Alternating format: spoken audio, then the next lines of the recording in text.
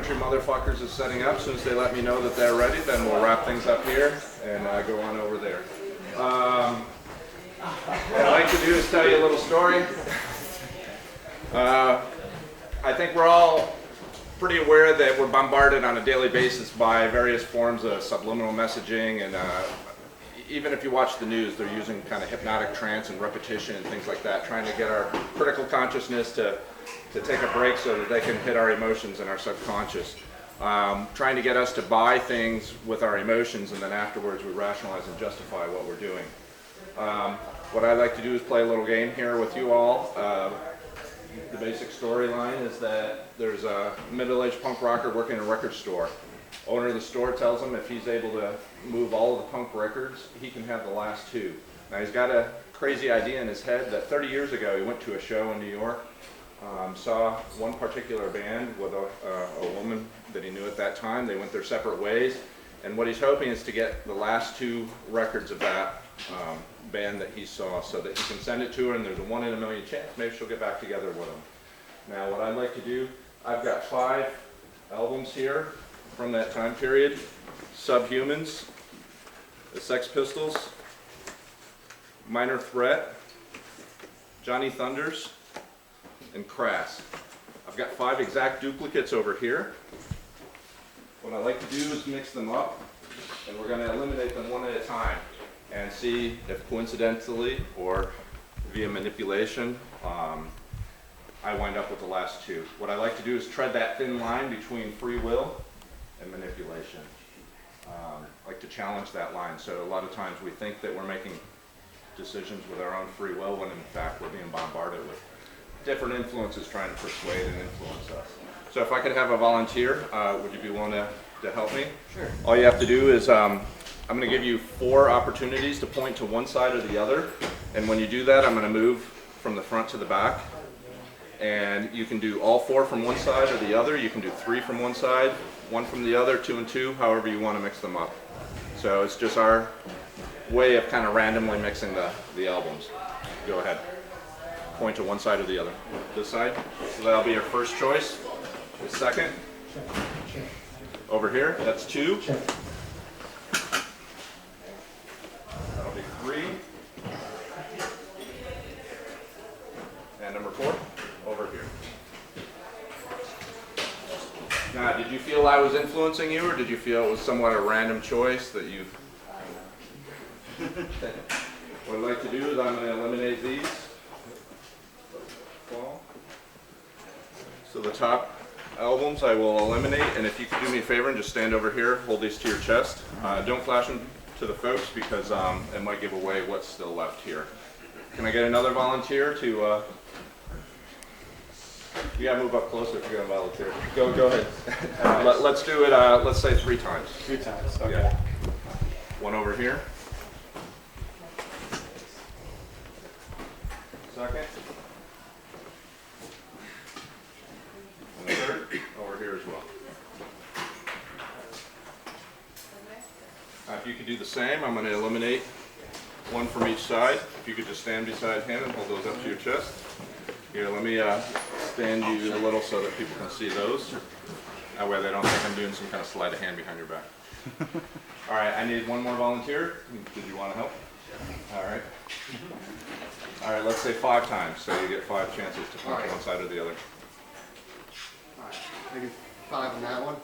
All 5 over here? Yeah. All right. He seems sure. There's 1. I'm pretty sure.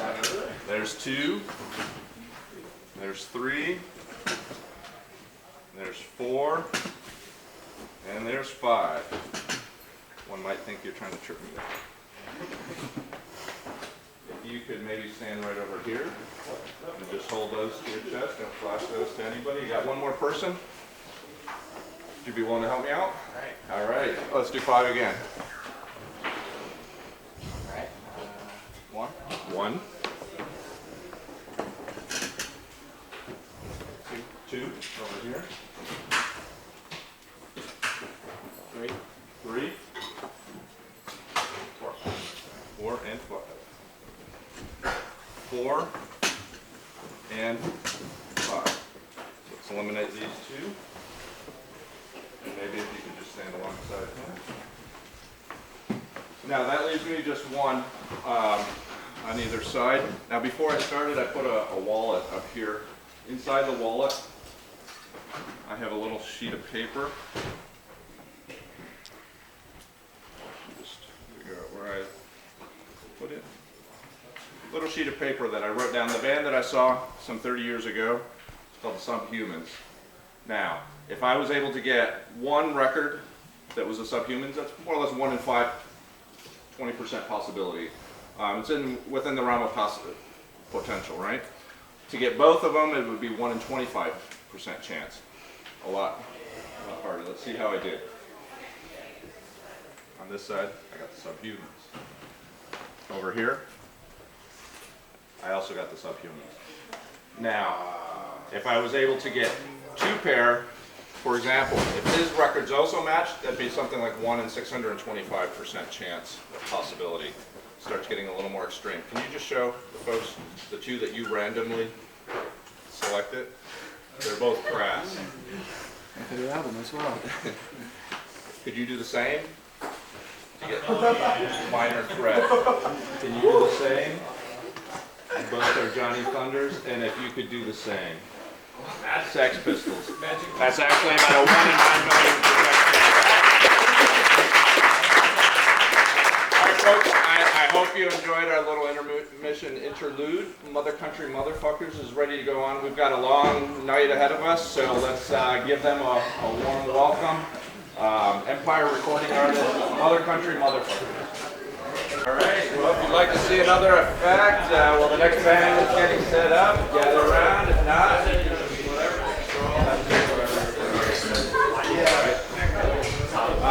I'd like to do another little thing about mind control. This little piece has something to do with what's called an embedded command.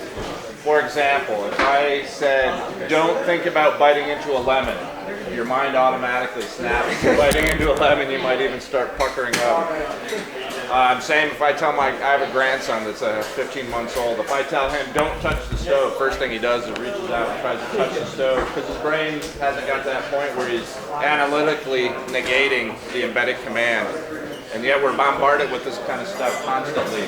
The news, for example, what is it trying to sell us? It's trying to sell us a kind of institutionalized racism and violence that's going on, when in fact the majority of crimes are committed by white folks. If you watch the news statistically, most of the crime that's covered concerns African Americans or Latinos or foreigners now. There's a whole campaign that's anti-foreigner. Same with the prison justice system. If a white person and a black person commit the exact same crime, a black person is going to get a 40% longer sentence for the exact same crime, statistically, throughout the United States. It's institutionalized racism, and they're trying to sell it to us via the news and corporate media. What I'd like to do is a little piece that's it's a little bit dangerous, but the only person in danger is myself. Lately I've been getting more and more into something called engaged Buddhism, sort of a socially active form of Buddhism that incorporates being mindful, taking a step back, trying to analyze why it is we're doing some of the things that we're doing. This comes out of Tibet. It's a handmade purba, P-H-U-R-B-A. The Tibetans use stakes to stake down their tents. They're a very nomadic people. And when Buddhism was introduced into the country, the Buddhists incorporated this into their belief system as a symbolic way to stake down your negative thoughts, your negative habits, your negative associations, and leave them behind. They say that 80% of the negative things happening in our life are the cause of just 20% of our activities, 20% of the people that we're associating with. Likewise, on the positive side of things, 80% of the positive happiness that we're achieving in our life is coming from just 20% of the activities that we're doing and the people that we're hanging out with. Most of us say, yeah, I'd rather, spend time with somebody I enjoy being with, but in reality, we don't. We end up trying to process and we try to, work things out, and sometimes those negative relationships just keep going on and on and on. What I've been trying to do in my own personal life is kind of a slow shift, kind of harm reduction. Start leaving those negative things behind, those negative habits, negative pessimism, things like that. Start concentrating more, and I guess in Western psychology they might call this an anchor. It's a way to to anchor yourself and to become mindful of something you're about to do that's negative. If I'm about to take a drink or something like that, I try to anchor myself to take a moment to say, wait a minute, do I really want to go that route? What I'm going to do now is something involving a Western version of a spike. I'm not a carpenter, and I went to Home Depot, just bought the biggest nail I could find. Started calling it a 6-inch carpenter spike, and actually a carpenter politely pointed out it's actually a coffin spike. So I was like, oh, that's kind of cool. Maybe I can somehow use that in the act. So far I haven't really figured out a way to incorporate it. But nonetheless, it's a sharp 6-inch spike. If you just hold up your hand, sharp, sharp. Yes. Hang on, I worked there. Yeah. Thank you. Truth is, if I slam my hand down onto the spike, it'll do some serious damage. The hand's not meant for piercing, it's filled with bones. It's the last place you probably want to do a piercing. What I've got here, I've got 4 paper bags. In each of those bags is a single block just to weigh them down. The 5th bag, I'm going to put the 6-inch spike through the nail, or the nail through the block.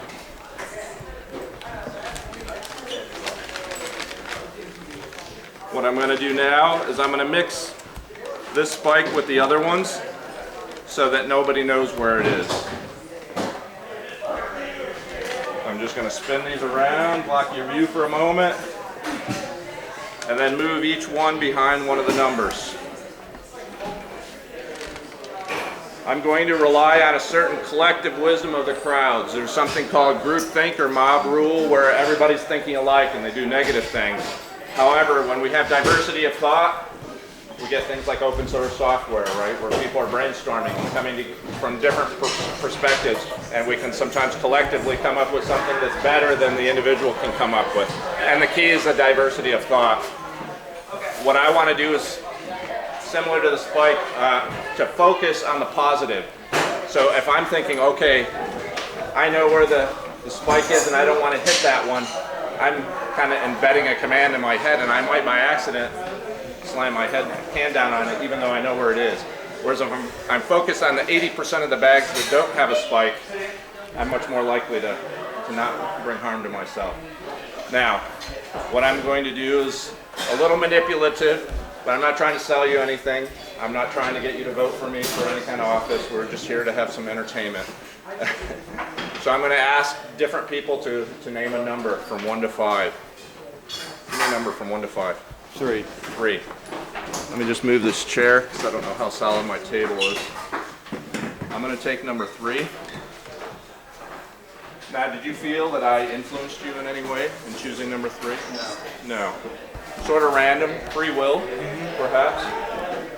And yet, on some level, I have to trust that he's got my best interest in heart, and he also is thinking of one of the empty bags. Collectively, even if he wasn't, collectively, let's see what happens. Spike was not number 3. You don't have to sue me now. No, I take full responsibility. This is a demonstration that I'm putting on, so it's my responsibility to do it without harming myself or other people. Give me a number. One of the remaining. 1, 2, 4, or 5. 2. Try number 2.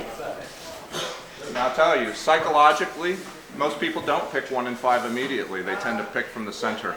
I don't know why that is, but statistically that's what tends to happen. So I was pretty sure that the middle ones would be pretty safe.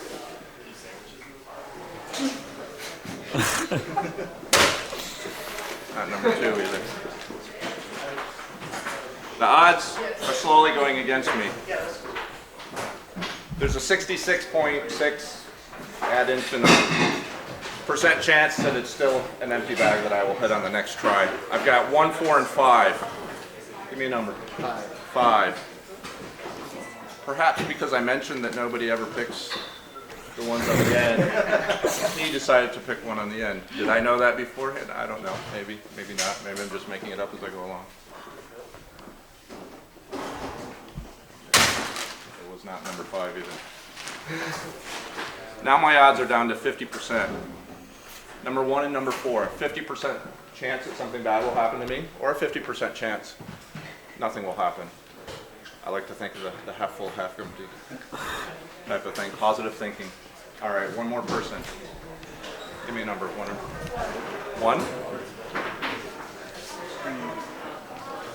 Again, is it because I mentioned that nobody ever mentions the ones on the end? I don't know. Maybe not. You got the footage. Yeah, this is going to be on YouTube tomorrow, probably. If it is, send me a copy. It's not number one either. That's down to 2? There's a limit. There's a point at which people begin to push their luck, and I don't want to push my luck.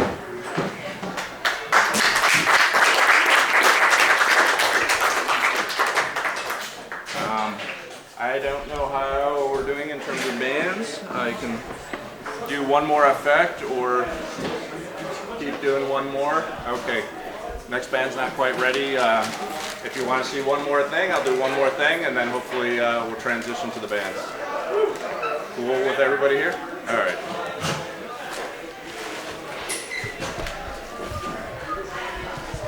We're just trying to do a little something different here, trying to liven up punk shows and make them more live, and a little more creative, have a little fun, and yet underneath it all, there's things that messages. What are we trying to sell you in terms of a message? Something that going on to think about, right? Mother Country Motherfuckers was pretty intense. All right, on this effect, it's something called remote viewing. In its purest form, it might be called telepathy, in which somebody can read somebody else's mind. I can't read anybody's mind. If you come up to me and say, hey, what am I thinking? I actually don't know. The FBI, for example, has something called psychological profiling. They try to take a list of contextual things and try to psychologically figure out what kind of person would do that sort of thing. The Army and the CIA do something opposite. They know who a target is, and they try to psychologically understand that person so that they can somehow get into that person's head and try to think the way that person would to try to predetermine what their next action might be. There's a reverse of remote viewing called projection. Now we see Hollywood movies like Inception and things like that that are kind of a very extreme case of it. Inception is the idea of planting something, an idea into somebody else's head, oftentimes without that person being consciously aware that it's being planted. And this is where like subliminal messaging and advertising is a big part of it. Beer commercials that are selling sex, things like that. What I want to do is a very simplified version of this. I would like somebody to make a drawing. You want to help out? If you want to sit right here. Now here's the thing, you don't have to be an artist. I'm going to ask you to do a drawing and not show anybody here, including myself. It should be something large enough and fairly straightforward enough that if we show it to everybody, they'll understand what it is. So don't make it really tiny and don't make it so abstract that people are like, oh, that's interesting, but what is it? All right, here's a Sharpie, there's a cardboard stock whiteboard. Go ahead and draw on that, and then I'm going to have you put it in this envelope so I don't accidentally get a glimpse of it.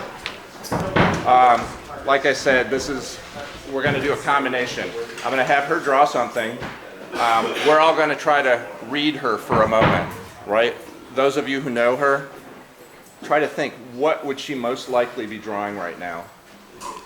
If you don't know her, just on a superficial level, or on a probability theory, if I ask enough people this, what are they most likely to draw? On the flip side, I'm going to ask her to try to project what it is she's drawing so that you relax yourselves and just be open to the idea that she's projecting an image. Do you have something ready? Okay. Take that piece of cardboard stock. You can hand me the board. Fold it in half and then fold it in half again. Go ahead and I can take the pen.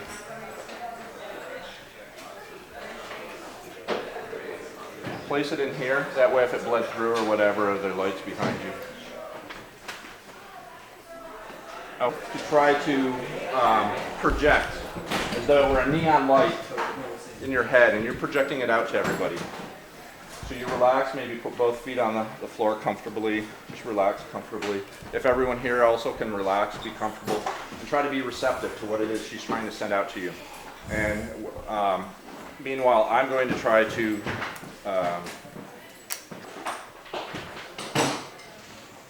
okay. Now, just by, I don't know her. We didn't set anything up ahead of time. No. She strikes me as somebody who's creative, likes to be distinctive. Obviously, the color of her hair, things like that. She's comfortable standing out.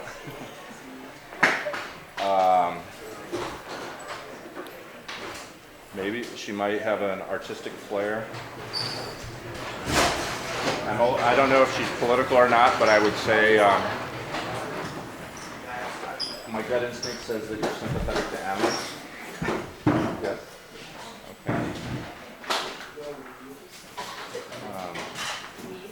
I'm not much of an artist either.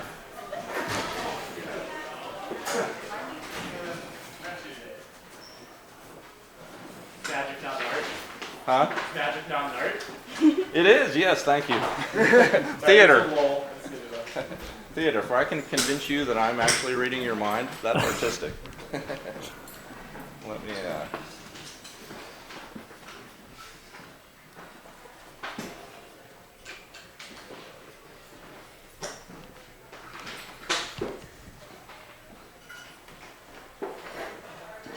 okay.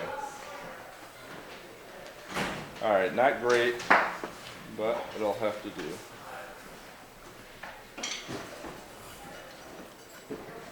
All right.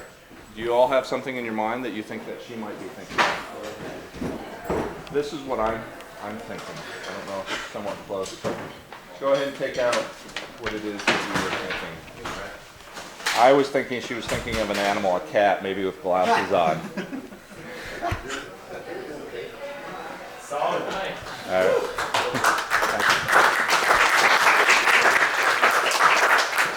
Well, thank you for coming out. Thank you for giving me the patience at a punk show to throw out a little something different.